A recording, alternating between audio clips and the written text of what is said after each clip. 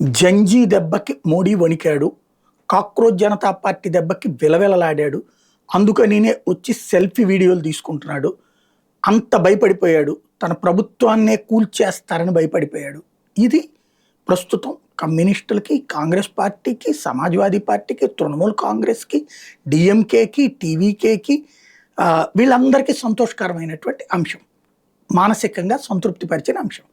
అదే సందర్భంలో మోడీలో మార్పు రావాలి, ఇలాంటి అంశాలు వచ్చినప్పుడు స్పందించాలి, ఎప్పటికప్పుడు స్పందించాలి. ఆయన నిశ్శబ్దంగా ఉన్నప్పుడు ఇట్లాంటి వాళ్ళు పెట్టరేగిపోతున్నారు అని భావించే భారతీయ జనతా పార్టీ కార్యకర్తలకి సంతోషం. వరుసగా సెల్ఫీ వీడియోలా లేకపోతే రికార్డెడ్ వీడియోలా చేసి వదిలిపెడుతున్నారు టాపిక్ మీద. నీట్ మీదన 4వ వీడియో. మొట్టమొదట ఏది ఇన్స్టాని బేస్ చేసుకుని వీళ్ళందరూ ఇన్ఫ్లుయెన్సర్లు ఉంటున్నారు కాబట్టి వాళ్ళకి ఫ్రెండ్స్ అంటూ అడ్రస్ చేస్తూ నీటి మీద కఠిన చర్యలు తీసుకుంటామని చెప్పుకొచ్చారు. రెండోది ఏం తీసుకుంటున్నావు, ఏది బిల్లు తీసుకొస్తామని చెప్పుకొచ్చారు. తర్వాత బిల్లు తెచ్చామని చెప్పారు.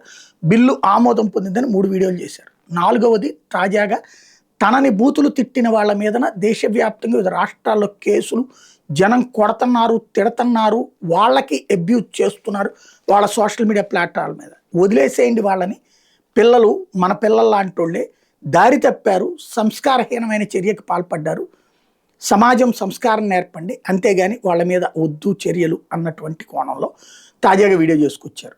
ఇది ఎవరికి వాళ్ళకే సంతృప్తిపరిచే అంశం.